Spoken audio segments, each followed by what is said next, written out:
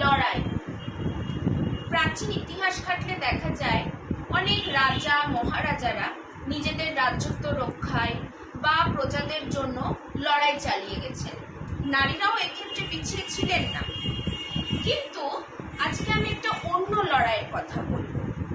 আপনারা জানেন ওয়ারেস ব্যানের কথা, যেটা বর্তমানে যার চর্চা তুঙ্গে। কিন্তু এই ওয়ারেস ব্যানের পেছনে যিনি লড়াই চালিয়ে গেছেন দীর্ঘ 8 বছর ব্যাপী, তিনি হলেন কিন্তু ডক্টর শিবরঞ্জনী সন্তোষী, যিনি অসম্ভব চেষ্টার ফলে অসম্ভব তার নিজস্ব তাগিদে তিনি কাউকে সাথে পাননি, তার কোনো ব্যাকবোন ছিলেন না, তিনি কন্টিনিউ লড়াই চালিয়ে গেছেন।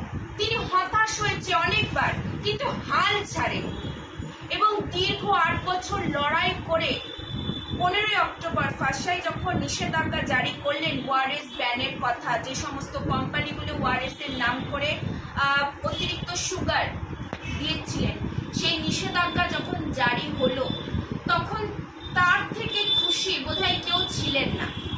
ডক্টর শিবরঞ্জন সন্তোষীর যে ভিডিওটা আমি দেখেছি তাতে ওনার যে ইমোশনটা বেরিয়ে এসছে, লড়াই করার ইমোশনটা বেরিয়ে এসছে, তা আমাকে গভীরভাবে ভাবায়। তিনি চাইলেই পারতেন, কি দরকার ছিলেন তার এসবগুলো করার? তিনি দেখতেই পারতেন শতাধিক মানুষ অসুস্থ হচ্ছে, লক্ষাধিক বাচ্চা এই ওয়ারেস খেয়ে অনেক কষ্টে দিন কাটাচ্ছে, কিন্তু তিনি লড়াই চালিয়ে গেছেন।